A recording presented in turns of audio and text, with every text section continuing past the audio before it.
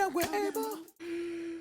Hello, and welcome back to one of the worst reviews I may ever do. Why is that? Because I finished this book over a month ago. I didn't finish writing my notes until last night, and even as I was reading this book, which is The Help by Kathryn Stockett, I knew this was going to be a tough review because of its detail. It's a very involved novel that covers a wide range of topics and situations and issues. And so I knew it was going to be hard to give a concise, enjoyable review without missing important things. So we will skim over some things just because I don't want to bore you guys and I don't want this to take too long. I remember really enjoying this book when it first came out. I know since then, not everybody has loved it. People don't feel like it's properly representing the people that it is depicting. So when I went into it this time, I wanted to know, or I went into it with the mindset of, how can I have a more open mind and how can I see what they're talking about? And I couldn't see it. Again, could be because I look the way that I look. And so that's when I would love to know what other people think. Like, have you read this book? What were your takeaways? How did you feel about it? Personally, I thought it was a very emotional book, especially because I look the way that I look. And in many ways, it made me angry. It made me sad. It made me embarrassed. I just couldn't believe this is my past, my ancestry, and the way that we treat other people. So I think for that alone, it's an important book because it does speak truths. And I hope that people who do read it can see the inequality that is represented here, even if the representation isn't what some people think it should be. I do think it does send a message in some form or fashion. Take it how you want to. Anywho, we have three main characters: Eugene, Skeeter Phelan, Minny, and Aibileen. Skeeter is a wealthy white woman who just graduated from Ole Miss. She has come home to Jackson, Mississippi, and she wants to be a writer. Of course, this is not something that's acceptable. In the 1960s, women don't have careers. Women are secretaries, women are typists, women are mothers, they're wives, but they don't hold a lot of respect. She has applied with a publishing firm called Harper & Row up in New York, but she hasn't heard anything back. And then when she does hear back, the woman in charge, Elaine Stein, she says, all right, well, send me your ideas, tell me things that you think are important topics. And then her response to what Skeeter sends her are, these are fluff. Like, this doesn't mean anything. This is something that any woman in general could be discussing. I want something hard hitting. I want to know something that matters. This is when Skeeter's like, but what do I know that matters? This is when she sees that there is the racial inequality in the South. She decides she wants to get Black maids to talk to her about their experiences so she can create a nonfiction novel about their experiences. Well, of course, that's not going to be so easy. However, eventually she does get one maid, Aibileen, to help her, and then at some point Minny then agrees to help, and then Minny is able to get all these other maids to participate. But we're getting ahead of ourselves. As I said, Skeeter has just graduated from Ole Miss, and she's come home. Her best friends are two women named Hilly Holbrook, who is the antagonist of the novel, and Elizabeth Liefel. Aibileen works for Hilly, and she takes care of her young daughter, May Mobley. The thing is, Elizabeth is not a good mom. If I had an issue, I get it. Like, Hilly is heinous. Okay, let's set another issue on top of this. Skeeter is obviously very open-minded and a little bit more forward-thinking in regards to the time. So I really wanted to know why they were still friends. I could understand you grew up who you grew up with, and they are your friends. I could understand. They all went to Ole Miss. They experienced the same things. Both Elizabeth and Hilly got their MRS and they left, whereas Skeeter went through to graduate, because Skeeter's not the most attractive woman in the world. She's kind of gawky and awkward, tall with unmanageable hair, and she's not gonna be somebody who has success with the opposite sex. So maybe it was during this time after her friends left that her thought process started to change, but we don't know. We do not know how Skeeter went from somebody who these are her best friends to somebody who is almost in direct opposition to everything that they think, say, and do. I really would have enjoyed getting some kind of explanation, because I think that would have better developed Skeeter. It felt like a hole. I needed to fill that hole so I could understand why she's still trying to associate with these women when she's morally opposed to everything they believe in. But going back to Elizabeth, I wanted to know why she disliked May Mobley so much, like why she was such a bad mom. I'm assuming she maybe wasn't a kid person, but the standard was get married, have children. But then she does have a son, and he seems to be the apple of her eye. Okay, May Mobley, she's a roly-poly. I get it. Sometimes we just don't jive with certain things. But Elizabeth didn't really have much of a personality, which again, I understand. We needed kind of that doormat in the middle between Hilly and Skeeter, somebody who could separate the two sides. But I wanted more development from Elizabeth so I could understand why she did the things she did, why she never stood up to Hilly, why she just had no stance. Did she treat people the way she treated them because that's what she truly believed, or was that just because of Hilly's influence and nobody wants to disappoint or upset Hilly? Which, okay, here's a number 3. Why does Hilly hold so much sway? Yeah, she was the mean girl growing up, and you don't want to cross the mean girl. So maybe that carried over into everybody's adult lives, but she's what? 22, 24. She's in charge of the junior league, where I'm sure there are a lot more mature women in the junior league, or maybe not. I don't really know how the junior league works. Maybe there is an age restriction, but I don't understand how she holds such a sway over this entire town and all of these women. But she does. Elizabeth and her husband are not the wealthiest. Hilly is.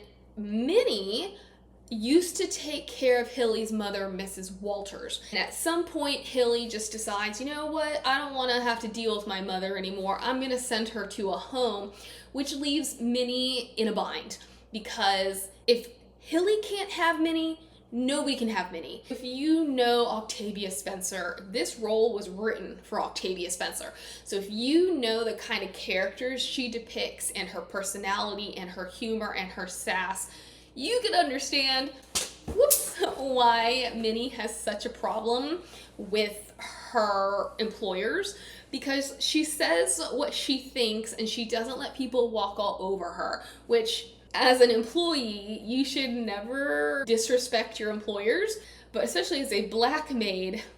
And she does. She says that her mother had always told her, you've got to keep your mouth shut. But for some reason, Minny absolutely can't do it, so she's had a lot of issues getting jobs. But now that she refuses to work for Miss Hilly, because nobody in their right mind would actually want to work for Miss Hilly, although Hilly does have a maid named Yume, but because she won't work for Miss Hilly puts it out there that Minny is a thief. She does end up working for this woman named Celia Foote. To backtrack a second, Celia is married to Hilly's ex-boyfriend. Celia also came from the other side of the tracks. I don't know exactly the truth behind why Hilly doesn't like her. It could be because she's from the other side of the tracks, but I mean, I think that's part of it. But I don't know if it's because she thinks that Celia stole her boyfriend, because I wasn't quite clear on when they broke up and then when she got together with her husband. So it could be because Celia stole her husband or her boyfriend, or it could just be because Celia is married to him, and if she can't have somebody, nobody else should. And then if you factor in the fact that Celia is white trash, Hilly, she's just not gonna align with that. Celia marries Mr. Johnny, they move to the edge of town, and she's trying to get in with the society women. She's trying to befriend these women, and they will have nothing to do with her because of Hilly. Aibileen hears about how Celia needs a maid, but she's like, well, if she talks to Hilly about Minny, then that's absolutely not gonna work. So what I'm gonna do is I'm gonna step in and I'm going to tell Miss Celia that Hilly recommends her. This ends up getting Minny a job with Miss Celia.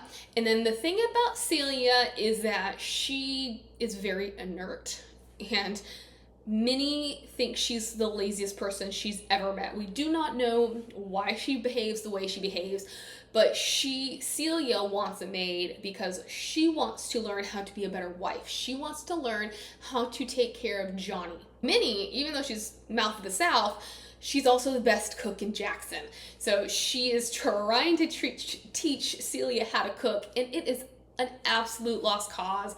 The other thing about Celia is, even though she's got money, it does not mean she has class. So she tends to dress a bit more risque, and only in the fact that she's not wearing A-line skirts and sweater vests. You know, she's wearing, if you think about Grease, the pink ladies, she's more along the pink ladies side of her apparel. Now the scene has been set. All of our players are in place except for one thing, and that is the big awful. Aside from Minny and Aibileen not wanting Miss Hilly to catch on to the fact that Minny is working for Miss Celia, Minnie's got a secret.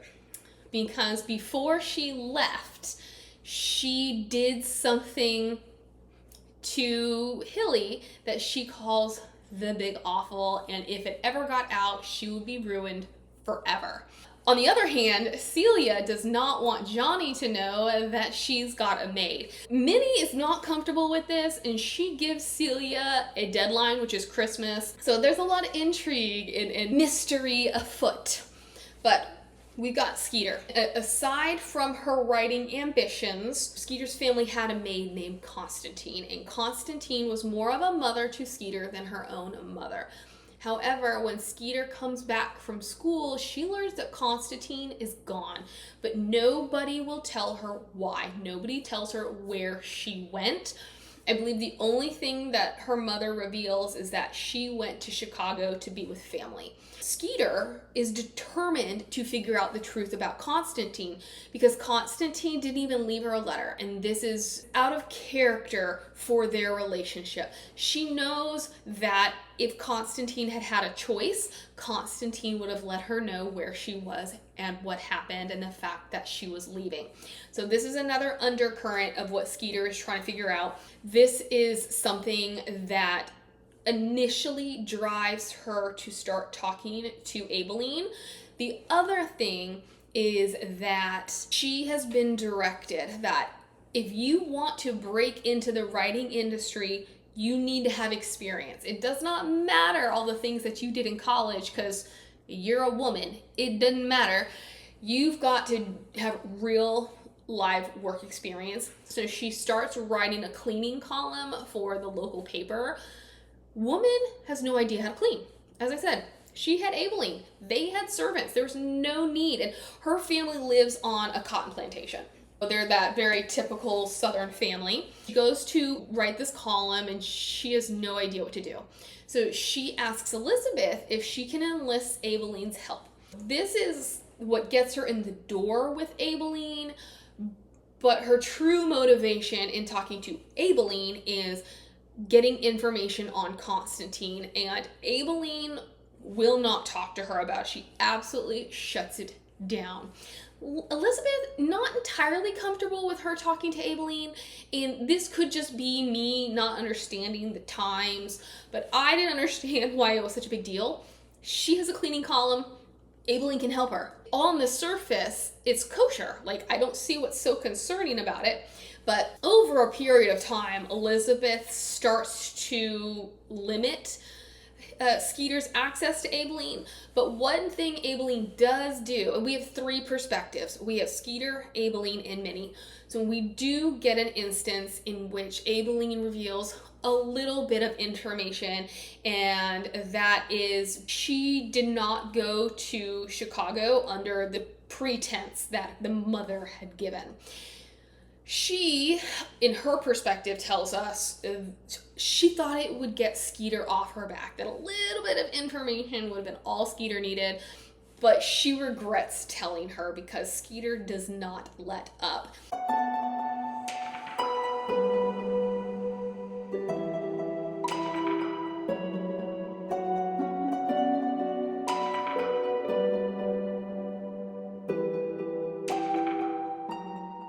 And for me, I thought it was really sad and confusing because Aibileen has worked with children her entire life. Shouldn't she get why this one white child, aka Skeeter, loved her maid so much? And that this relationship between Skeeter and Constantine superseded any typical help-employer relationship. So all I wanted from Aibileen was for her to recognize Skeeter's side and why it was so important to Skeeter. And I guess part of it is Skeeter's a white woman. They don't trust white women. White women treat them badly. So on that level, I could understand why Aibileen would be hesitant. But at the same time, I don't know. I guess we see Skeeter's true intentions and heart because we're in on her perspective, whereas from the outside to Aibileen, she doesn't see that Skeeter is different from the rest, and so she will continue to be wary because she doesn't want to get in trouble for talking about things that she shouldn't be talking about. As for Aibileen, her backstory is she did have a son. His name was Treelor, and I think he was, 22, 23 when he got into a workplace accident and he ended up dying. Of course, his death was not handled with care. It was very callous the way he was just dumped at a hospital, and that wrecked her. That impacted the relationship she had with these little white children because there was something about a child before a certain age where they don't see color, and she can love these children and they can love her back and she can have an impact on them. And that is actually what she's doing with Mae Mobley. Over the course of the novel, when she starts to stand up more for her own rights, she realizes how important it is to get these notions into Mae Mobley's head. So she's teaching her about Martin Luther King. She's teaching her about sit-ins. She's teaching her in basically allegories as to stories about how whites and blacks are not different just because they have a different skin color, which I really enjoyed. And Mae Mobley just breaks your heart because she is unloved. And then she has one person who does love her, but eventually she's not going to be allowed to love Aibileen anymore. And one of the catalysts in this novel is Hilly says, you know what, Elizabeth, you need to build a colored bathroom for Aibileen. Elizabeth, I mean, as I said, they don't have as much money as Hilly, and Elizabeth isn't prejudiced the same way that Hilly is prejudiced. I think she's got it on some level, but I think most of what she does is influenced by Hilly, is pressured by Hilly. She brings it up to her husband, and her husband's like, why? Which I wanted more characters who weren't so racist, because he seems to be ambivalent in some regards. Like, why do I need, well, I think it was more financially motivated. He's like, I don't have money to build a bathroom for her. But I'm like, if they don't care that she's using their bathroom, why should it matter to Hilly? Why are they going to give in to Hilly? Or why is Elizabeth's husband gonna give in to Hilly? Elizabeth might, but why would her husband?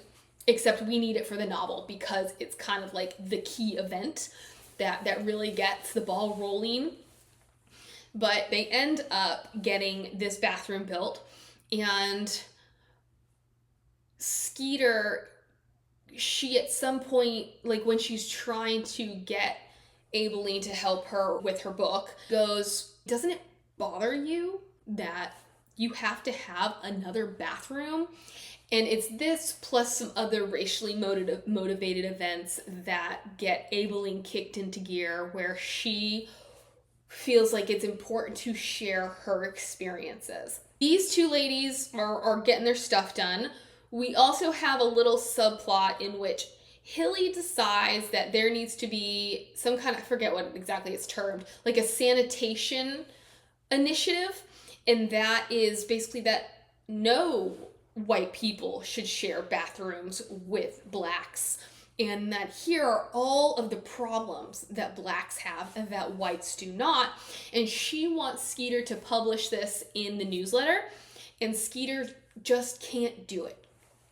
Conscionably, she can't do it. Eventually, Hilly has had enough, and she says, "You have to do it." There's a coat drive that's happening, but what Skeeter does is she combines this coat drive with the sanitation initiative, and she directs everybody to donate toilets and to drop them off at Hilly's house. Well, Hilly, whose husband is running for senator, he's running for some kind of government office.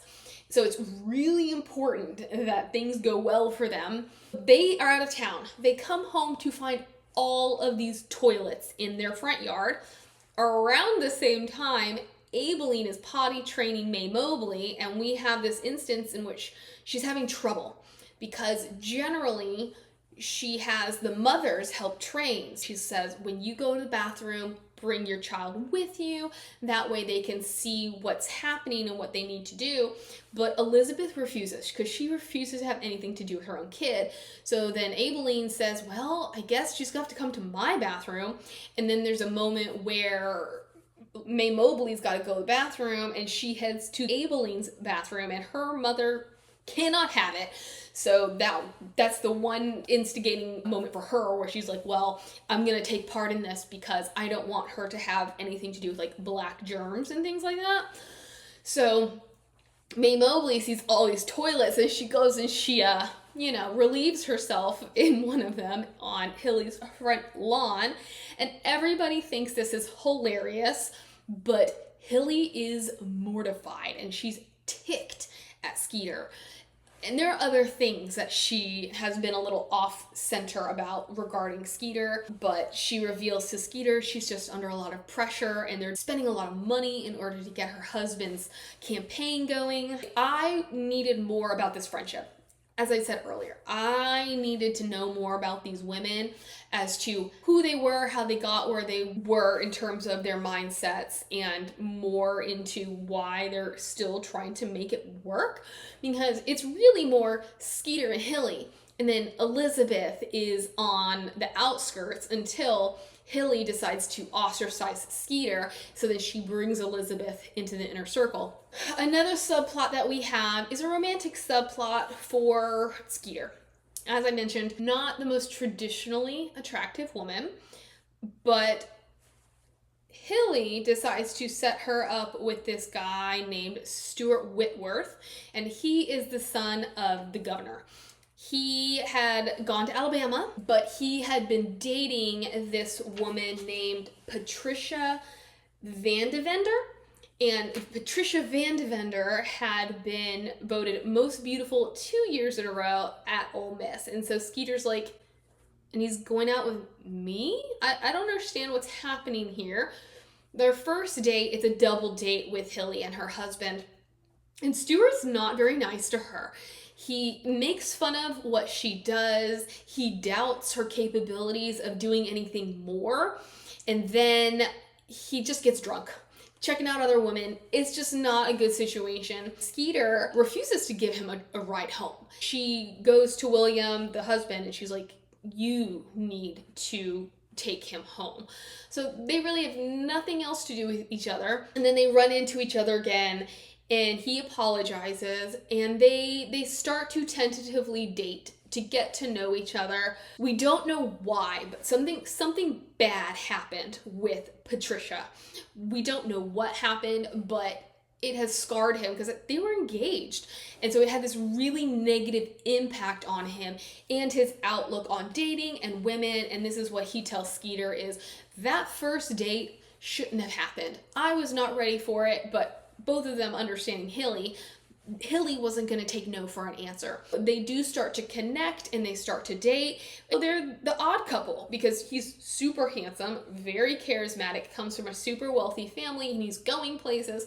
Whereas she, not traditionally attractive, she does come from a wealthy family, but she's trying to make things happen for herself. But it's just a little bit harder. They're doing their thing, and then one day her family, and she's a disappointment to her mother. So her mother is loving the fact that she's dating the governor's son. They are invited to have dinner with his parents, and it's not that anything bad happens, but she quickly realizes he's not really over Patricia.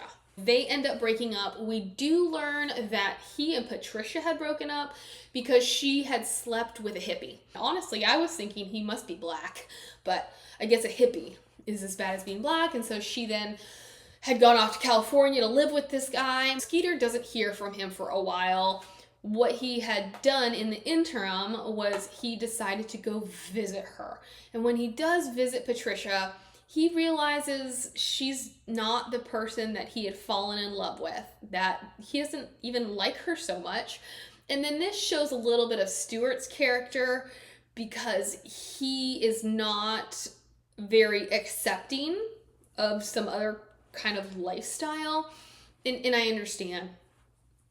Hippies were a different breed. They were not what people were used to. So I could understand how he's very uncomfortable with that way of living. But he has decided he doesn't want anything to do with that anymore. And he truly does love Skeeter. Their relationship ends up finally calling it quits because she reveals to him her book and what she's doing, and he is unable to accept that. He's unable to do anything that would negatively impact his father's political aims, and his father was currently running for Senate or senator. For me, it was so sad because I really was hoping that at the end of the novel, he would turn back up and he would have changed, because as cliched as it is, and as much as we all know I'm not a romantic, I wanted to see something good happen for Skeeter. She does have some good things happen, and it's not to say that a relationship is the end-all be-all of success, but for somebody who has fought for so long to feel pretty and loved and accepted, I was sad that she wasn't able to get that. But we'll get there later. Aside from Stuart, Skeeter is having to tiptoe because she lives in a very traditional southern town, and she is walking a very fine line. So she and Aibileen are meeting in private. Aibileen is actually a really good writer, and then the thing in her church is that everybody knows that if you want to have something good happen for you, if you want to be healed, you go to Aibileen for your prayers. And what Aibileen has always done was she writes prayers down in a book. And so Aibileen is very useful in this because her writing in some ways is better than Skeeter's. She's got more charisma and engagement. It's less clinical, but they're doing this under the cover of night. We see a lot of social unrest. Aibileen works up the courage to ask Skeeter if she will check out some books for her, because there are some books that are unavailable at the colored library and she's not allowed to go to the white library, so she asks Skeeter to get books for her. At one point, Skeeter finds a book about Jim Crow. She goes to a junior league meeting and she's just been carrying her satchel around so that nobody can see what's inside it. Like her mom can't find it in her room, which, can I say, The fact that she's still living with her parents in the 1960s and people are shaming her for it, I just didn't understand that. Like, Elaine Stein says something to her about the fact that she lives at her parents, and I'm like, how is she, as an unmarried person who she's struggling to even get a job with you, how is she expected to be able to live on her own without her parents' money? Anyways, that was just a small thing that hit home because I lived with my parents for a very long time, and as much as it bothered me because I felt like that was socially unacceptable and embarrassing, I'm so grateful for it and them. So she's got this book about Jim Crow. She's at the junior league meeting and she accidentally leaves her satchel there. If this satchel is so important to her, I struggled to understand how she was able to forget it. But she does forget it, and Hilly takes it home. Skeeter is terrified that Hilly is going to find her notes for the book because Hilly's a snoop. And again, Hilly was the best villain, and she made me want to tear my hair out because what was it of her business to go inside somebody else's personal belongings? When Skeeter gets there to get her satchel, Hilly's acting kind of funny. And she's like, well, I had to go through it because I needed to put my initiative in your satchel. And so it turns out that Hilly didn't see the papers, which, again, I don't understand. They were in a separate compartment, but honestly, I would have thought that Hilly, being Hilly, would have gone through everything. But it seems that all she did was put her initiative in a certain pocket, and then she found the Jim Crow laws and took the book. So now Skeeter and Aibileen are both terrified because they have no clue what Hilly knows. I wanted somebody to stand up to Hilly, and it bothered me that not even Skeeter could really stand up to her and put her in her place. Even when it comes to putting her mother in a home, I didn't understand why the mother didn't stand up for herself, because she's a very strong, capable, opinionated woman, which is where Hilly gets it all. So why was she so willing to let Hilly kick her out of her own home and put her in an old folks' home? Especially because she knows about the Big Awful. She knows exactly what Minny did to Hilly. And I couldn't believe that she wouldn't use that as leverage to stay in her own home.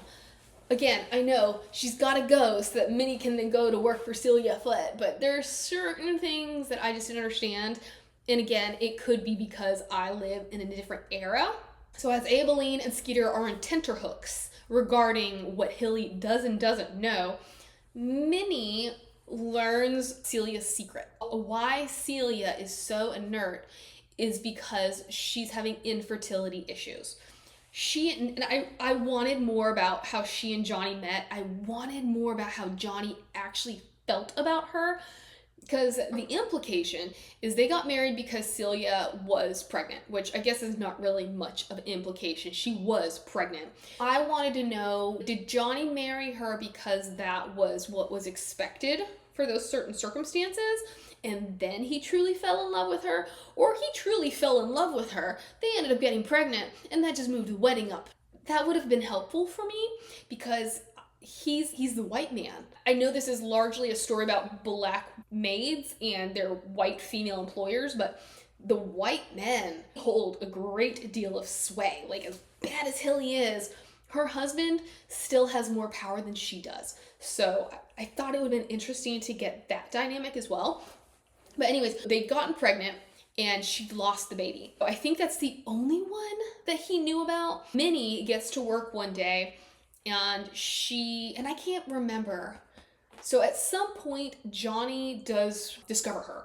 So she's at work, he ends up coming home early, and he's like, who the heck are you? So he knows, but Celia doesn't want him to know, and he doesn't want Celia to know he knows. All these kinds of things, and Minnie's just like, I can't handle this. I'm just gonna keep putting the pressure on Miss Celia. But Minnie comes to work, and she doesn't see Celia at all. And she's like, wow, that white lady, she sure is lazy. She hasn't gotten out of bed all day. Not even for this and this and this. She goes to the master's bedroom under the guise of, well, I've got to clean it. And she finds Celia in the bathroom, and Celia is bleeding out. something has happened. She's hemorrhaging. She's not in a good state. She calls the doctor, and the doctor, again, is prejudiced towards Celia. I don't know if it's because of the time and them lacking an understanding about miscarriages, or if it's because of where she came from, but he does not prioritize her. Eventually he gets there, and he's upset with Minny for putting him in his place, and he's like, let me do what I need to do for my patient, but blah, blah, blah, bad talking about Celia. The nurse, though, is a little bit more sympathetic. That all gets resolved, but that's when Celia reveals to Minny her infertility issues, and this is like the 4th or 5th child that she has lost, and Johnny knows about none of them. Minny, whose husband, she's like 5 kids, her husband is an alcoholic and he beats her. She is well aware with the look of an alcoholic, and she refuses to work for a drunk. And there's a moment where Miss Celia receives a package, and in the package is a bunch of bottles, and I think there's some kind of liquor bottles or whatever. Turns out that what's inside them is a Native American medicine type kind of thing to help her be able to carry to term, when, yeah, really, it's just a sham, but they put it in these liquor bottles. She starts to understand and feel for Miss Celia, and I really enjoyed their dynamic, because Celia, being from the wrong side of the tracks, wasn't raised to be prejudiced. She doesn't understand why Minny has barriers. They break down their barriers. They get to be friends. There's an instance in which this naked guy shows up at Celia's house, and Minny tries to ward him off, but he's able to overtake her, only for Celia to come out, and Celia takes no prisoners. And I just thought Celia was the best character in this novel because she was the most sympathetic. I felt like at some points, as much as I liked Skeeter, I felt like she was a bit obtuse, and I wanted her to start to come to terms with the reality of things. We've got all that going on, and then now we're just at the end of the book, I think. Yeah. Skeeter and Aibileen have a deadline that they've absolutely got to meet, and not only do they have to meet it, but they realize that they actually have to be done earlier because of the time it will take to send this book to New York. But they still don't have other maids. Minny has begun to help them. And Minny, I like Minny. I don't know who I like more, Minny or Aibileen, because I love how sympathetic Aibileen is, but I like the truth that Minny presents, because Minny does not trust white women. And she sees no reason to trust Skeeter, and so she's in on this, but it's kind of against her will, but she also knows that this is an important project. So I like the way those two women balance each other out, because they're also best friends. But she's got the two, but neither woman can convince other maids to help. And then, remember Maid, Hilly's maid, she is going to help Skeeter, but she never shows up. She'd been arrested for theft. It turns out to be true. She has twins, and she wanted to send them both to college, and she couldn't justify sending one and not the other. So she had gone to Hilly and she'd asked for help. Hilly obviously says no, and so Yulme stole a brooch or something that Hilly could care less about. Hilly doesn't even like this brooch, but of course, as soon as Yulme takes it, it's a big deal. She has Yulme arrested and put in jail, and then that money obviously has to go towards a lawyer. So now neither child is going to go to college. It is this event that convinces, with Minnie's help, all the other black maids to help Skeeter with her book. She is paying them, and then once the book is published, she will then give them their piece of the proceeds. We do get one woman who comes, and it's not to help, but it's just to give a what for, which angered me. But at the same time, I totally get it, because from my perspective, Skeeter's just trying to help. She's just trying to give them recognition.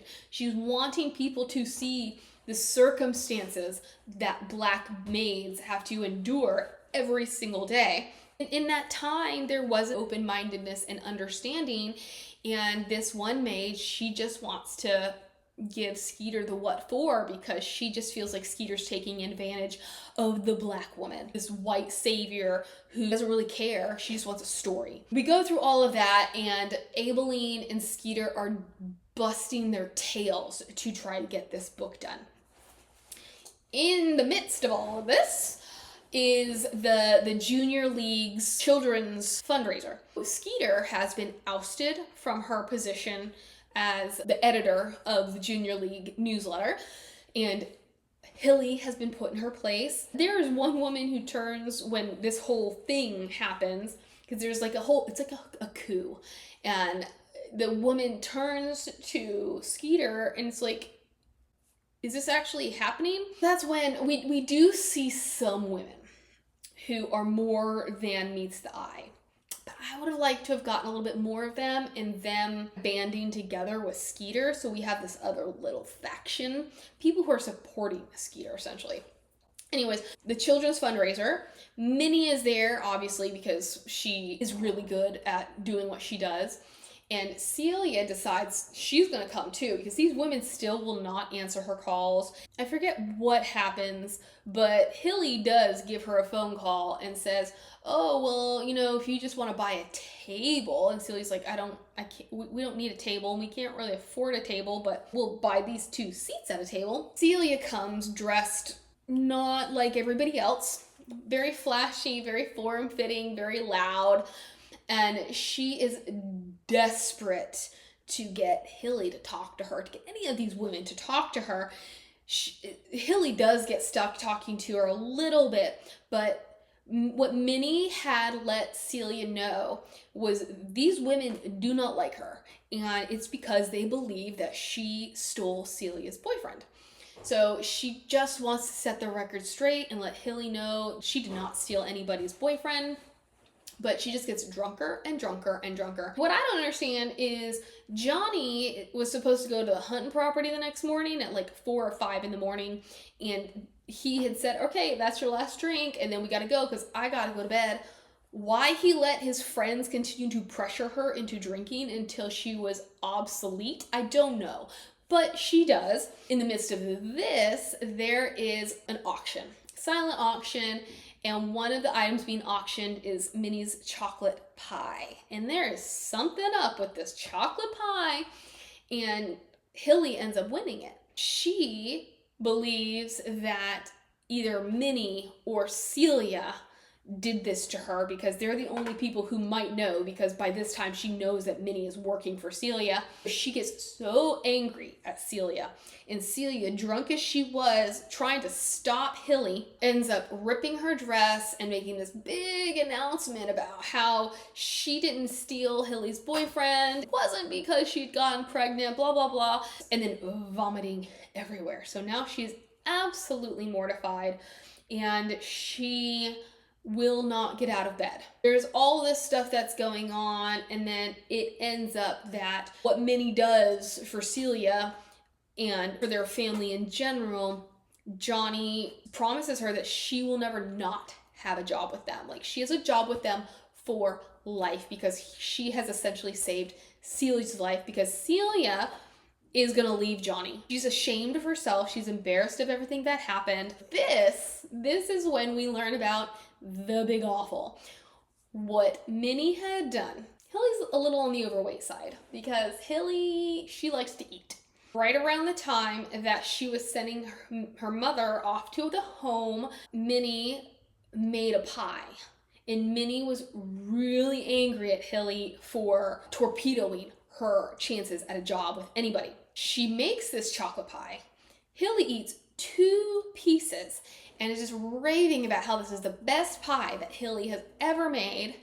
And it turns out Hilly's secret ingredient was feces, was her own shiitake mushrooms. As this is coming to light, Minnie tells Skeeter and Aibileen they have to put that in the book as protection, because when this book comes out, everybody is going to be like, oh, this is Jackson, this is Jackson, this is Jackson. But if they've got that in the book, Miss Hilly is going to do whatever she can to dissuade people from believing it's actually Jackson, because she's not going to want anybody to think she ate Minnie shiitake mushrooms. So they put it in the book. They barely make the deadline. And now it's just a waiting game. A waiting game, a waiting game. Eventually, Miss Stein does get back to them, and she says it's a go. They are going to invest in it. It's not a huge advance. They're not going to print that many copies, but it's going to get printed. Well, it turns into a much bigger hit than anybody had expected. And Aibileen this whole time is very worried about Miss Elizabeth reading this book. And Hilly absolutely knows this is about Jackson, because one thing that Aibileen had included was a crack that is very unique to Elizabeth's table. Aibileen, she just doesn't know how Elizabeth is going to react. Is Elizabeth even going to recognize that she is this character? Because they didn't use real names. The book becomes more and more popular. People are whispering that it's about Jackson. Hilly is doing everything she can in order to convince them that it's not. But she does try to get all of her white friends to fire their maids. But the white friends are like, well, okay, no, because this is me. Like, one woman had her maid wash her hands in bleach.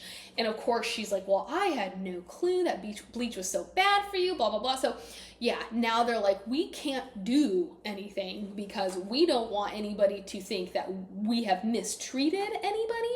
However, Hilly gets Elizabeth to fire Aibileen under the pretense that she had stolen some silver. Of course, Aibileen didn't do it.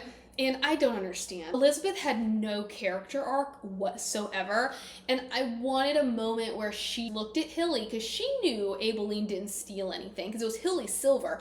But they'd had an event at Elizabeth's house. So Aibileen cleaned the silver and then took it back. But anyways, I don't know. It was very frustrating for me. Aibileen no longer has a job. It's heart-wrenching when she has to say goodbye to May Mobley, because she was, again, that one loving force in May Mobley's life. She had instilled in May Mobley, you is kind, you is smart, you is important. So that was one thing earlier in the novel that she realized May Mobley needed to know this about herself. If she was ever going to be gone and May Mobley was going to be around her mother and these other types of people, she needed a mantra to remind herself of her own self-worth. It was a really heart-wrenching moment to watch her have to walk away from May Mobley. But what she does tell May Mobley is that May Mobley is her last baby. That she's her last little girl, and that she's not going to take care of any more little girls anymore. She is kind of in a rock and a hard place because she's got some savings. She will have some income from the book, which it just keeps doing better and better, and they're reprinting copies. But that's not necessarily going to get her through her retirement years. And then Skeeter, who has accepted a job up at Harper and Row with Miss Elaine Stein, says, I'm leaving, and I have convinced the newspaper to let you write the articles. And then Skeeter, and this is something else that had come to pass in her relationship with Stuart, where she started to become a little bit more rebellious herself. Her mother this whole time had been fighting stomach cancer. However, I guess her mother chose to live, so she's no longer going to die from stomach cancer. But Skeeter decides she's not going to let her mother tell her what to do anymore. She's not going to let other people make her decisions. She starts styling her hair in a different way and I think what she does is she starts wearing Poochie, which, I don't know. I mean, like, I'm sure it's still a great brand, but it's a little bit outdated. But at this time, it was like this new and up-and-coming designer. So she's more of like the 70s hippie, forward-thinking kind of woman now, rather than the traditional person that Stuart had been dating. She has found her own strength. She has found her own worth. She's found her own way in the world, which is a full circle for her, because she started out doing what's expected of her and not really knowing who she was and what she stood for and what would make her happy. As much as I would have loved things for her and Stuart to work out, if only because that meant Stuart recognized her value and her worth, and he would be willing to put her over pretenses. She, who could never be in a relationship, realized essentially she doesn't need a relationship. That's how that is. Hilly essentially has fallen apart, and she blames Skeeter, and Skeeter's like, I don't care about you. I'm gonna have nothing to do with you. She's sort of getting ostracized by the women. She no longer is the queen bee. So I'm glad that Hilly got her comeuppance, but I liked the help. I thought it had a lot of great things to say, and it made me feel things, and it made me reevaluate things. So I'd love to know what you think. I know I've missed things. This went longer than I had expected, but we know me. There we are, and I hope to see you soon. Bye.